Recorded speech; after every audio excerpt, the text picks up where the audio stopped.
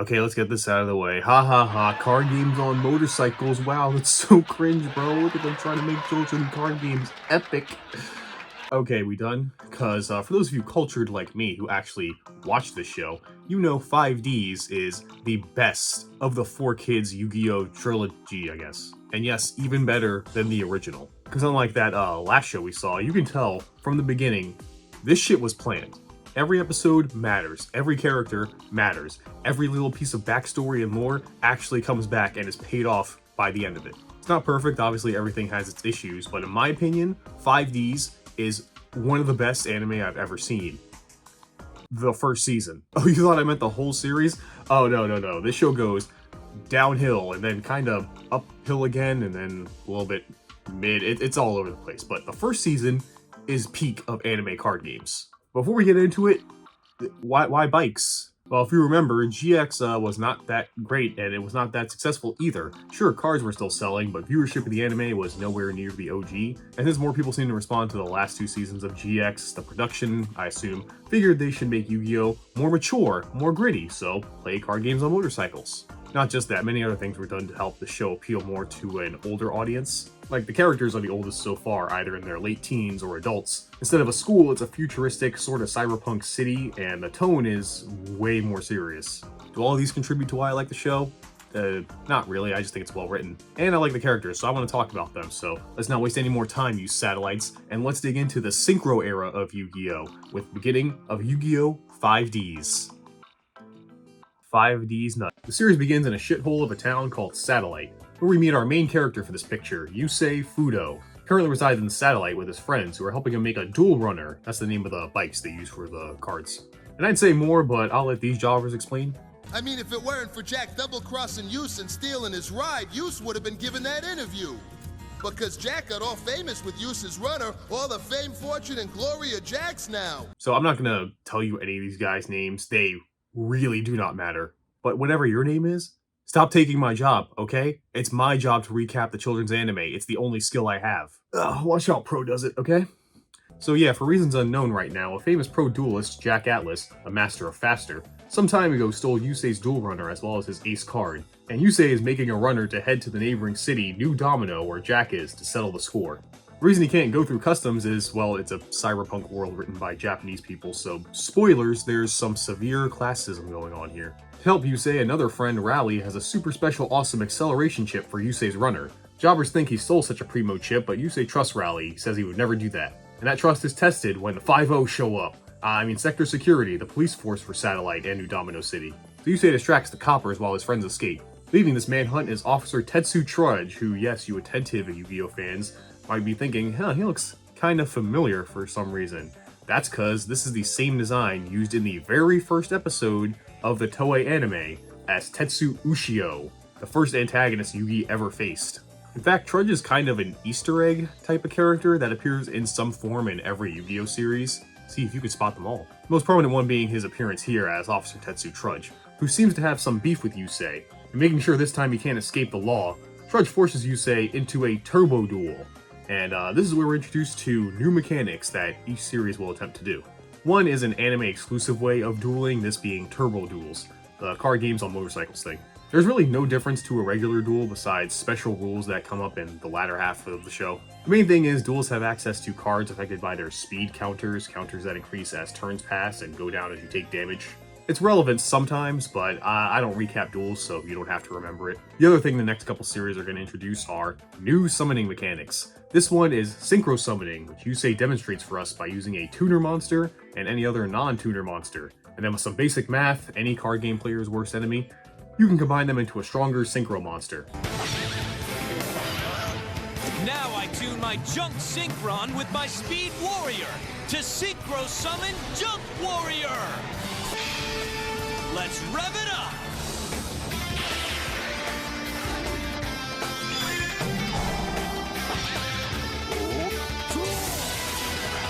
Now personally, I love synchro summoning. I think the mechanic's sick. I know old heads don't like it, it's why GOAT format exists. But to me, the mechanic screams Yu-Gi-Oh!, especially how Yusei uses it. Taking 2 weaker monsters to make a stronger one.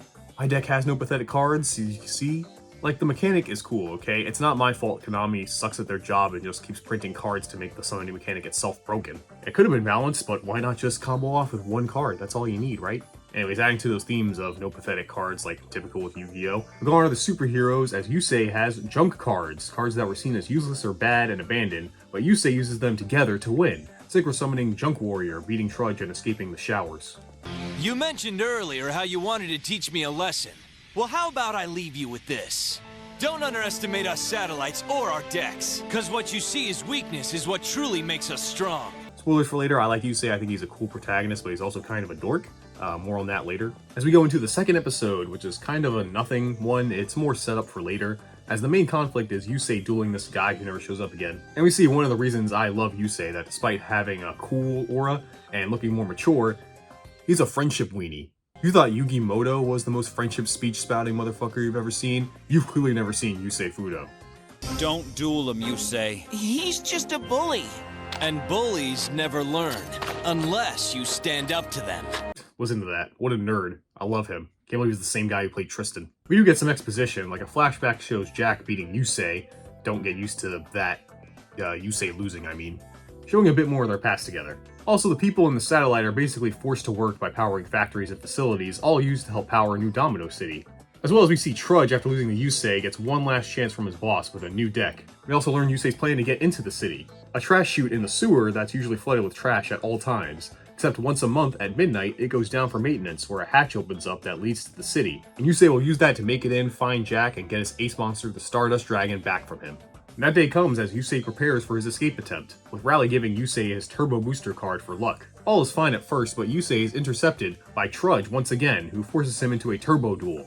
Oh, I don't think I mentioned why Yusei has to duel this guy. It's because losing a Turbo Duel makes your bike break down, which, would get him arrested. This time, though, he's not trying to win, just keep Trudge busy long enough to get to the hatch. Which might be hard, considering Trudge now has a synchro monster of his own, Goyo Guardian. Thanks to his own synchros and Rally's card kinda helped, I guess, Yusei wins and makes it into New Domino City. And he's not alone. Jack was waiting for him this whole time, as he was part of why Trudge kept watch on Yusei and Satellite. So, Yusei, you made good time, didn't you? I hope Officer Trudge didn't inconvenience you too much. Please don't take it personally. He's just doing what I pay him to do. Jack says he has no need for Yusei's card anymore, but Yusei doesn't want this to be easy, so he challenges Jack to a duel for the dragon. By the way, no, I'm not addressing the accent. It's fine. That card was wasting away with you in the satellite. I couldn't bear to watch it sit in the hands of a loser. Jack leads him to the Kaiba Dome to have a duel. While this is happening, somewhere else in the city, we see a meeting where the director of the city, Rex Goodwin, is being told by Zexel, yes, that's his name, he's a scientist, that the brand new NRD reactor is complete, which will give New Domino limitless energy. As you know, our generator powers cars, lights, and whoa, turbo duels! Professor, we know all of that. We're just wondering why you called us to this meeting at midnight. It appears there's more energy being produced by this generator than we ever thought was possible. It's like a perpetual motion machine. The more energy it produces, the more powerful it becomes. Before the meeting continues, the secretary, Mina, calls Rex away and tells him their security cameras saw Jack with a satellite. And he leaves the meeting going to a command room where a little clown man named Lazar is there, who, believe it or not, is the head of sector security. He informs us that dueling with a satellite is illegal and is about to call the one time on Yusei. But Rex, being Jack's pro-sponsor, doesn't want this to get out to the press, and Goodwin expresses interest in how this will play out since Jack went to such lengths. The duel doesn't start off great for Yusei as Jack manages to summon Stardust Dragon and his own ace card, Red Dragon Archfade. I always love the way Jack's voice actor says it. Now feel the power of my Red Dragon Archfade! That's bars. But Yusei is no slouch, and after some turns and laps, he gets his Stardust Dragon back on his side of the field. That's when a whole lot of strange things occur, like the NRD reactor starts going apeshit, seemingly overflowing with power. Then at the duel, Yusei and Jack's arms start burning, and when their dragons clash, a third mysterious dragon appears out of nowhere.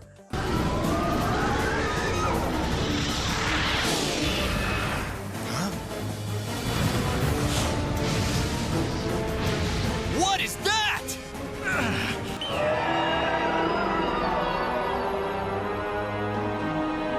Yusei says this is bad and they need to stop, but Jack continues the duel as both of them activate cards, but the eruption from this dragon's appearance causes both of them to crash.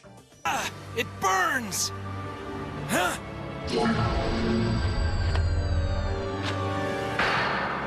Where did this come from? So it's not just me! Jack, what's going on? Before anything else happens, Sector Security shows up and arrests Yusei. Was that intro hype or what? Yeah, I didn't describe the first episode like I did with the OG and GX. That's because it's kinda eh. It introduces some stuff, but is more a tutorial for synchro summoning and turbo duels while setting up the mystery as to why Yusei wants to get to Jack. But to me, this is the beginning of the show, or the prologue. It's where the show starts. I mean, after this, you get the show, you know? You understand Yusei and Jack, their personalities, the dynamic between New Domino and Satellite. And you're a little curious about this mystery of these marks, that dragon that appeared. Unlike GX, where some people think that they set up all that stuff later on, no. This is what actual setup looks like. And this is where I got hooked as a kid. After this and seeing synchros and stuff, I wanted to keep watching. And no, I did not forget about the theme song, and I just wanted to address all that before I talk about it, because it's my favorite Yu-Gi-Oh theme. This shit goes hard, nigga.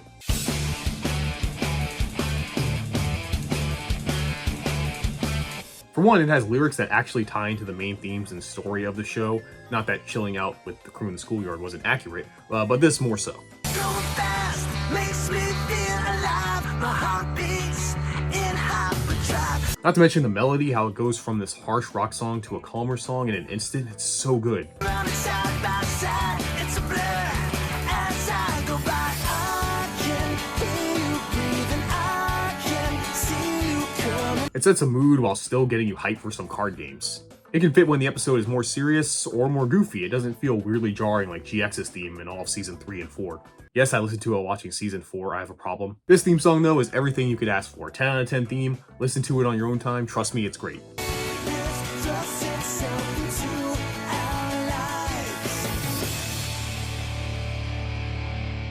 Let's continue on. Yusei got arrested and marked with a mark. I don't think there's a name for it. I think they just call it a mark. It makes it so Sector Security can track those who commit crimes as well as instantly tell if you're a criminal to others. Then he's shipped off to the facility, a maximum security prison in New Domino, where he will serve time for 1 month for re-education. After that, he will be shipped back to Satellite, forbidden to enter New Domino again. On the way there, Yusei meets an energetic old man named Yanagi, who Yusei befriends, especially when Yanagi reveals he was near the Kaiba Dome when the dragon appeared during his and Jack's duel. Speaking of Jack, he wakes up and is super pissed. So he goes to Goodwin, who's in a meeting with Zigzix and Lazar about the dragon that appeared. They identify it as the Crimson Dragon, and it appeared when the two dragons owned by the duelists clashed, and it created a ton of energy. That's when Jack bursts in and wants to know why he sicked security on the scene when he was about to win. This started to burn! You should be proud. It's the Crimson Dragon's mark. It's a symbol of power. You are one of the rare few known as a signer. This sign indicates that you are destined for great things. Yeah? Well, I already knew I was destined for greatness. So tell me, why did Yusei have one as well? And Lazar reveals he was gonna lose, as Yusei was gonna use a card that would give him the dub. Knowing he technically lost to Yusei, Jack wants a rematch right now, which Goodwin discourages. Meanwhile, at the facility, Yusei and Yanagi are taken to the duel field, because of course a prison allows dueling in this world, by Bolt Tanner, the prisoner who runs this place, saying if you want respect, you gotta play some mean children's card games.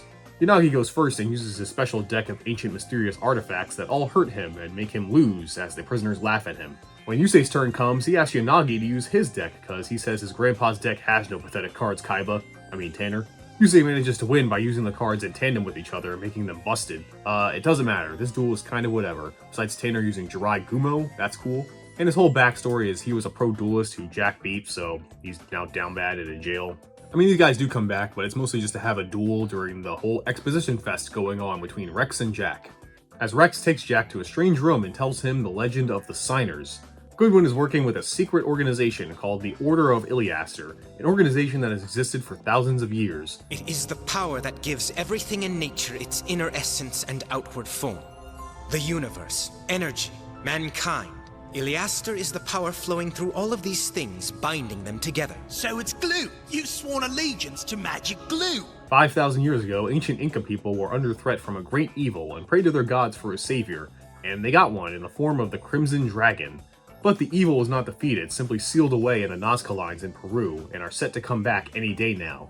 So to combat this, the Crimson Dragon dispersed his power amongst 5 signers that would one day come back and unite to defeat this evil once more. Rex now knows Jack is a signer and Yusei is a potential one, and says he also has an idea of the others. Jack is not entirely interested in all of that, though. All he cares about is that he is destined to save the world and get revenge on Yusei. This. Do you see this, GX?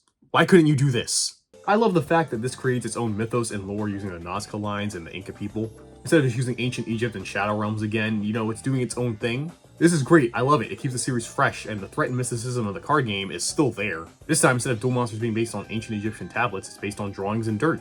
Another good thing, unlike the other one, is that this show does call back to the original show all the time, but it's way more subtle than, you know, just having it be a direct sequel. There's of course a new Domino. We also have Kaiba's influence, with Kaiba Corp still being a thing, as well as the Kaiba Dome.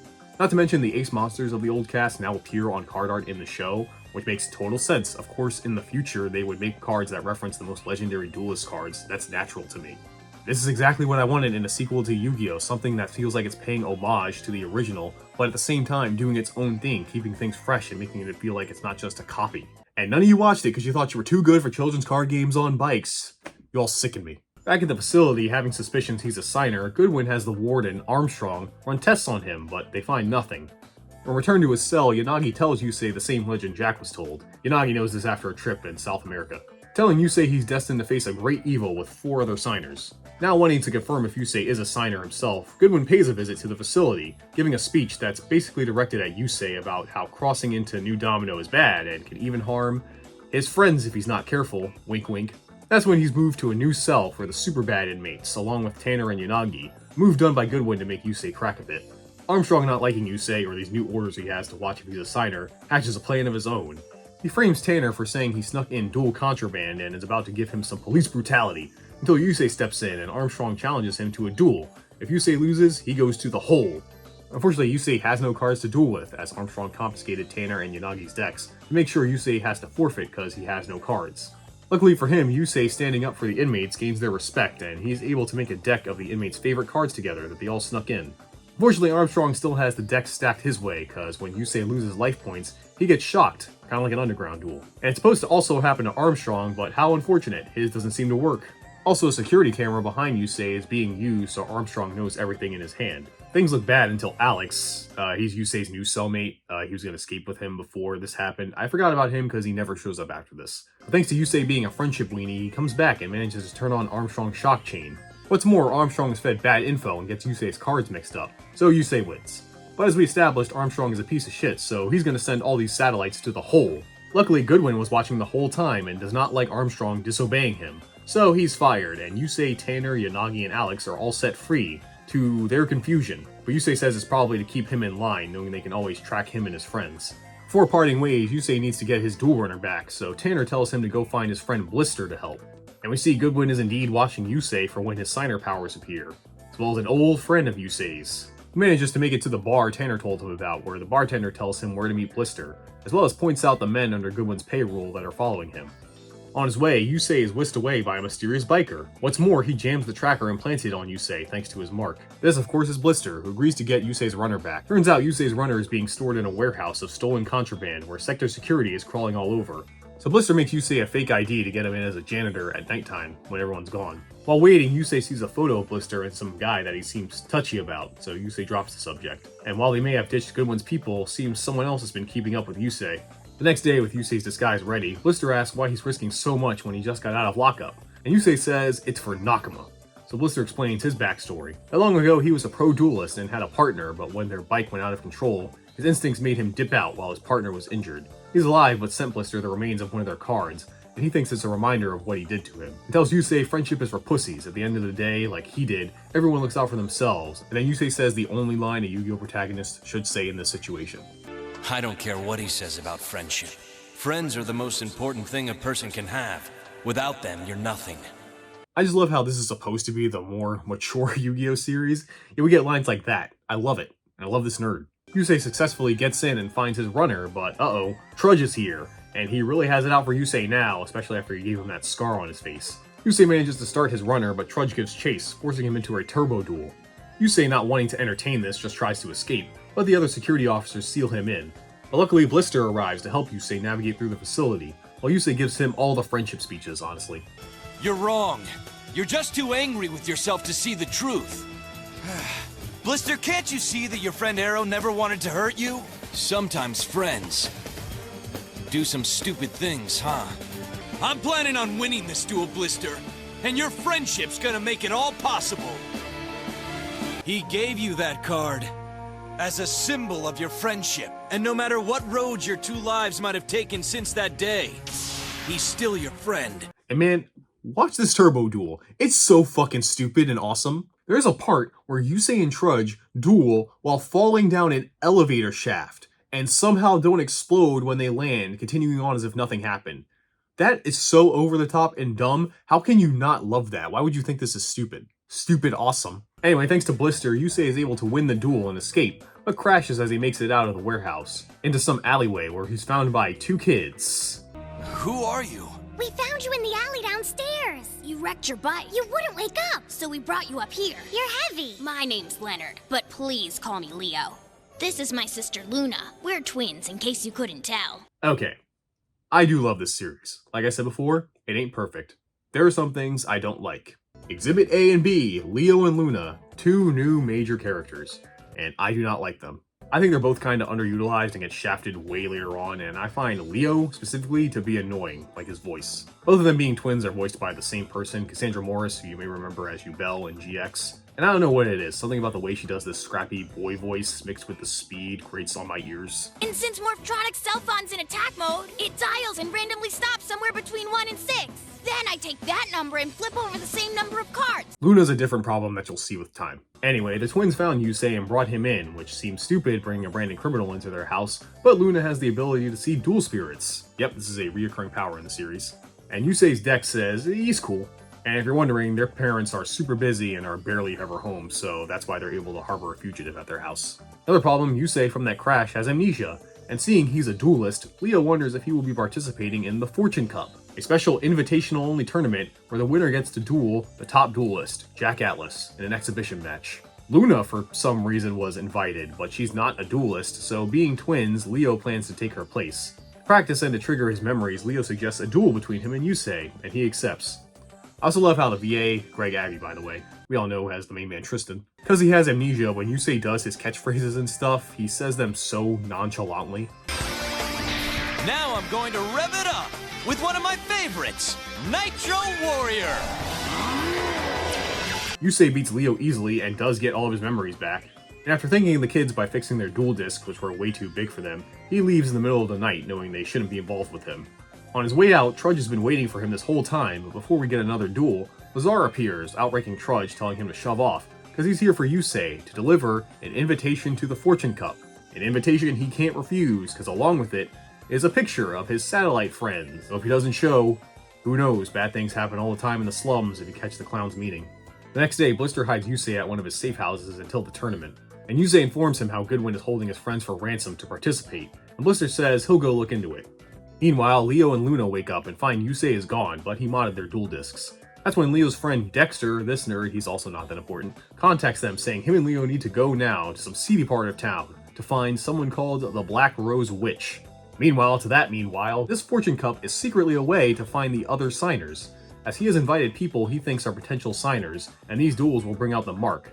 Jack does not care about this at all, but does when Rex tells him his boyfriend Yusei will be there. Back at the hideout where Yusei is listening to the theme song for this show.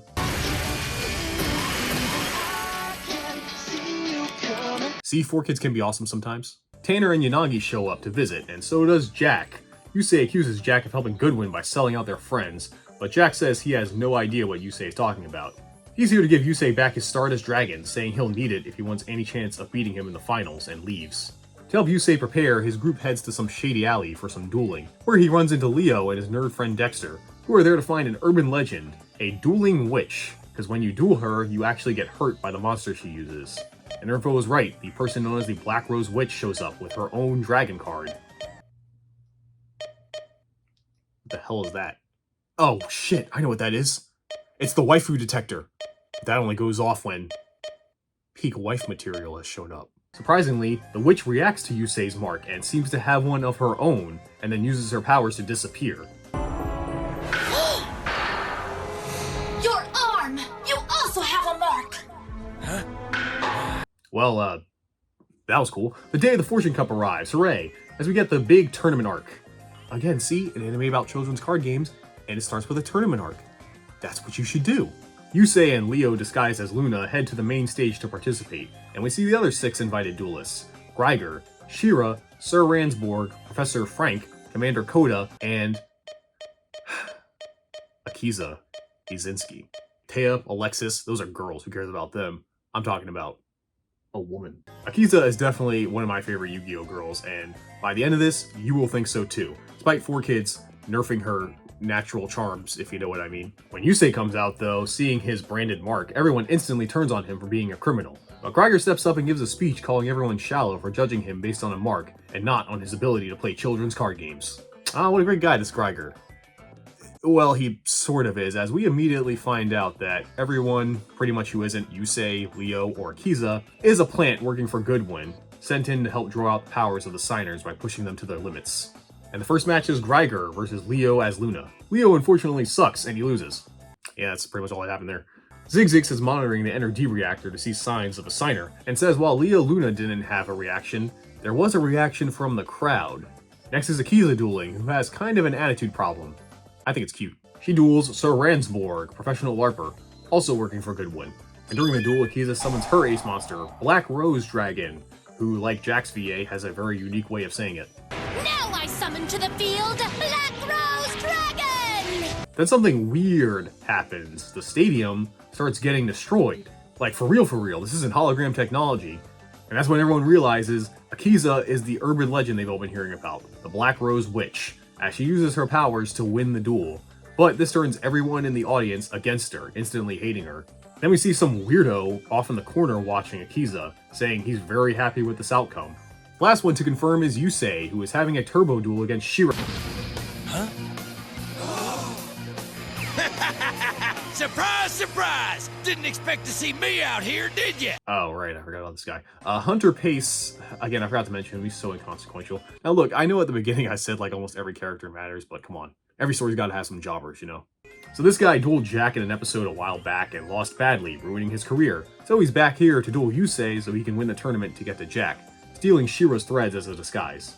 Goodwin lets it go because he only wants Yusei to awaken as a signer, he doesn't care who does it. And he doesn't, as Yusei beats him and doesn't even move the reactor. He wasn't strong enough to make my boy Yusei even sweat. But there's still one more person they need to confirm as a signer, Luna, the real one. And while the tournament was single elimination, Goodwin generously decides to host a loser's bracket, while Luna will be dueling Professor Frank, who also lost in the first round. While everyone else is suspicious, Luna goes up mainly due to the pressure from the crowd. And Frank is really creepy. I don't know if it was intentional, because I mean, it's 4 kids, you never know. But the way he speaks and what he does to Luna, hypnotizing her, because she's a woman, I count that. Also considering the age of Luna, it's just all bad vibes from this guy. Listen to my voice as I count them all. And 1. Perfect. 2. 3. 4. 5. I don't like how he turns into a cartoon villain at the end either. Hell, even Jack is starting to question the morality of all this since they're putting a kid through all this bullshit. And Goodwin tells him it's justified because Luna might be the most specialist of them all, as 8 years ago she went into a coma with her brother Leo staying by her side the whole time. And when she woke up, she claimed to have gone to the Duel Monster's spirit world, but sometime later both siblings had no recollection of this happening.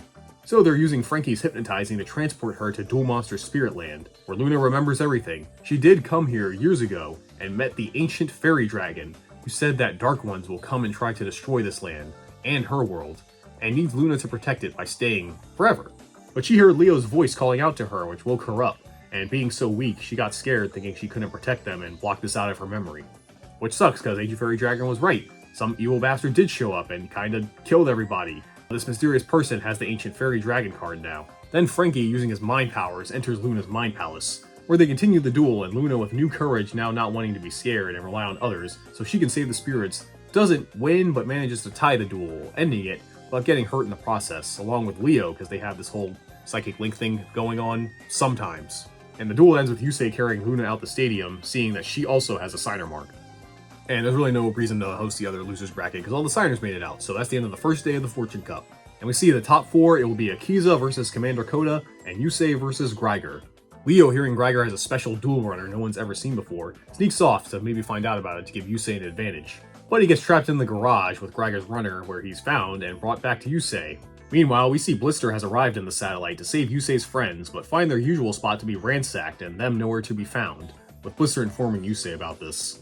That night, Greiger and Yusei have a talk, with Greiger saying Leo and Luna remind him of his brother and sister, and says he's actually from the other side of the world, where the tribe who worship the Crimson Dragon are from, and plans on helping Goodwin. Yusei isn't fully sold on this and questions Greiger's loyalty, as he seems to be a genuinely good person and Goodwin does not. And while they may have come to some sort of understanding, Greiger says he will win their duel tomorrow. He has to. At the starting line for the duel, we see Greiger's special duel runner.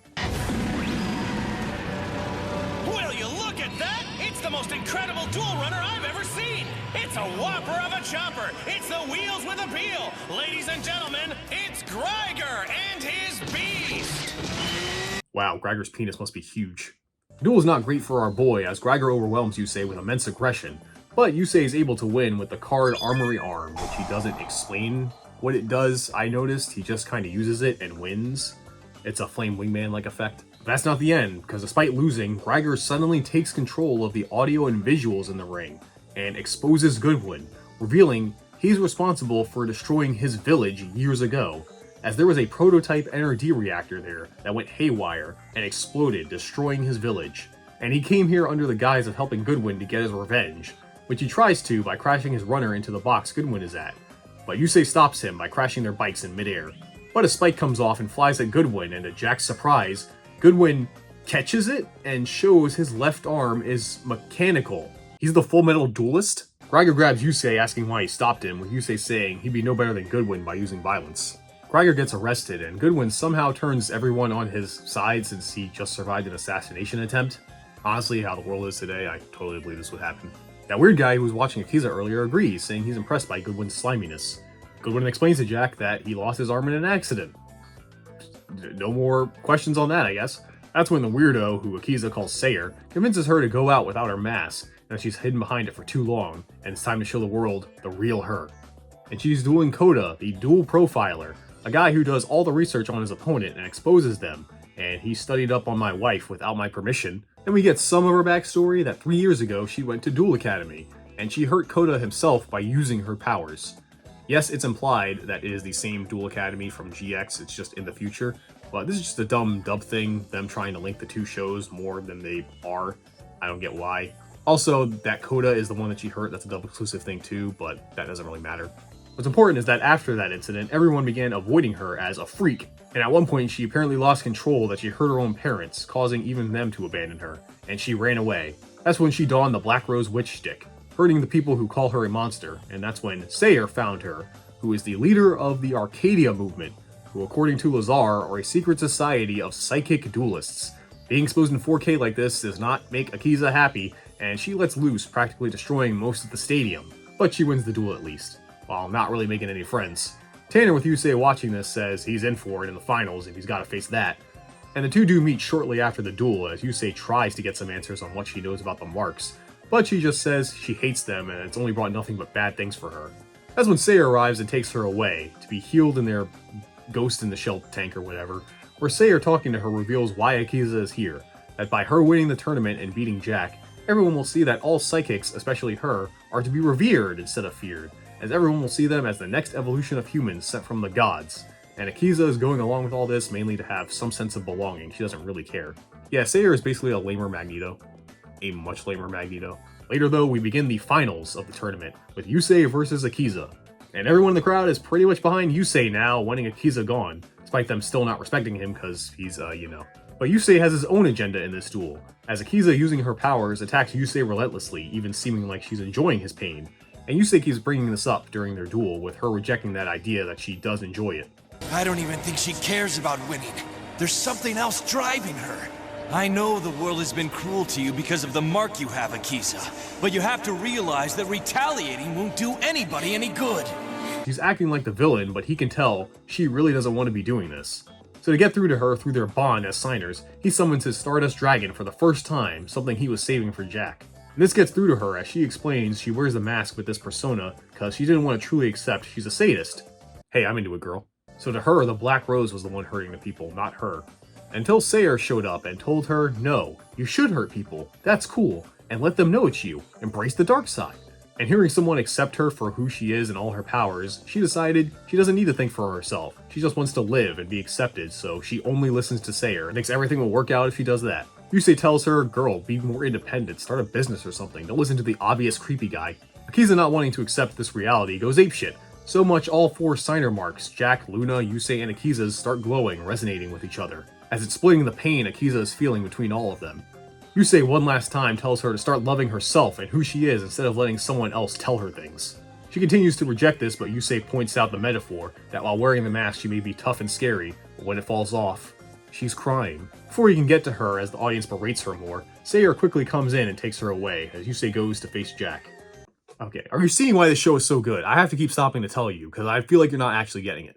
Like, not only did we actually get development for the main girl, it was also a deep and complicated backstory, well, for Yu-Gi-Oh! Anyway, based on her past traumas. But even seeing Yusei reach out to her like the turbo friendship nerd he is despite getting hurt so she can be a strong independent woman that don't need no psychic, is a great moment, and it's a pretty good duel. I haven't talked about them yet, but the duels in the show are pretty good.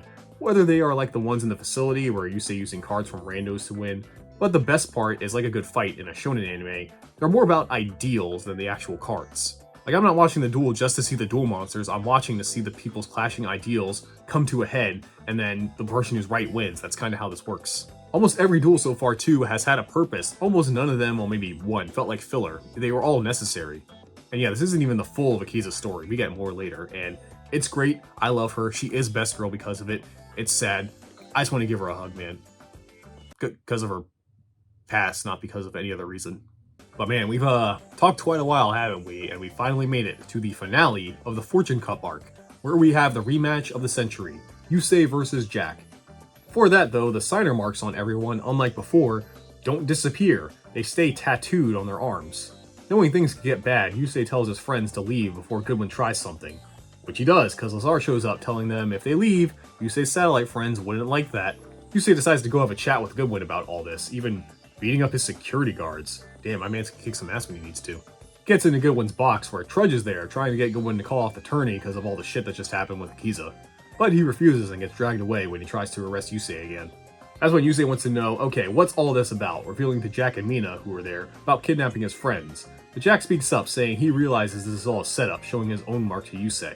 And Jack has figured Goodwin has set this all up for a long time, as he must have known both of them were signers from a while ago, as he came to Jack with an offer to be the king of turbo duels, by betraying Yusei, but has realized he only did this to get to Yusei, knowing he would never accept a deal like that. And by doing this, they both end up in the city somehow. That's some very long-term planning considering all this happened like a year or two ago. But you know, they're also settling all this serious stuff with a children's card game on motorcycles, so it's believable. That's when we see a flashback of how the betrayal happened.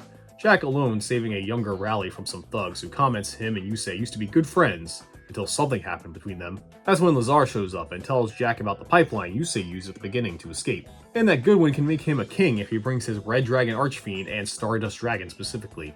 So to get Yusei's card, he ties up Rally and sets them adrift at sea. That's kinda fucked, Jack. But he is straight with Yusei, saying he got an invitation from Goodwin that if he brings the 2 dragon cards, he can rule the Turbo Duel World. God, that's 3 words that are hard to say together. Turbo Duel World. He will rule the Turbo Duel World. It sort of tests Yusei, saying he can also leave with the cards or stay and help Rally, and without hesitation, Yusei dives in after Rally, with Jack taking Yusei's dragon and Duel Runner to get out of Satellite. In the present, he comments that day he found out Yusei and him aren't the same after all. Jack then tells Goodwin to release Yusei's friends, because he knows he won't run anymore. So Goodwin does so, as they were all trapped in some container in the slums, and conveniently see a broken TV nearby, getting reception of the duel between Yusei and Jack beginning. Before the duel begins though, Yusei remembers something that was told to him by Yanagi, that the Crimson Dragon can't fully appear like Goodwin wants, because there are only 4 signers around. You need all 5. Could the 5th one perhaps be nearby?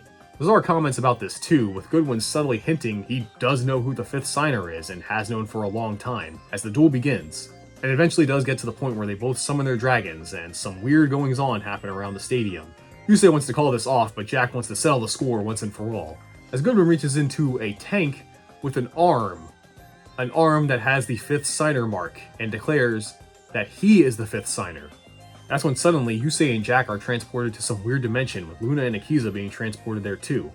That's when they all see the ancient 5th signers fight some dark monster. Then, the mark of a spider from the Nazca lines envelops New Domino and Satellite, seemingly destroying it. I can't believe this is happening! We have to stop it! It can't be real. Perhaps it's the future. Well, if that's the future, then we better stop this duel right now! We gotta get home! We will, once we finish this. And Yusei obliges him, using a Stardust Dragon and Turbo Boost power to beat Jack, winning the duel as all the signers return to reality, where the two dragons are petrified and then disappear. The audience are confused by this because from their perspective, a flash happened, and now Jack's life points are at 0. And before anyone can say what the hell, Goodwin declares that Yusei is the new king of Turbo games. He's won the Fortune Cup, bringing the arc to a close. It's over! Yusei is our winner! From the refuge of refuse heroes, from the slums of Satellite, he now reigns supreme! I proudly present New Domino City's newest hero, Yusei Fudo! And that, my friends, is the Fortune Cup arc. 10 out of 10. The characters, the stories, the writing, the music, the duels, all of it's a joy to watch. But what if I told you, you slimy, disgusting satellites, that it gets better? Because this arc was simply set up for the next one. Yeah, this was all basically a prologue. Because obviously there's still plenty of mysteries that need to be solved, like the 5th signer, that spider mark, Goodwin's true intention with the Crimson Dragon, and what is this dark force Yusei and the signers are meant to face? Well, we will find out next time in the best arc in all of Yu-Gi-Oh! Haven't seen most of the series yet, but I'm declaring that now, as we will begin the Dark Signer arc. See you then.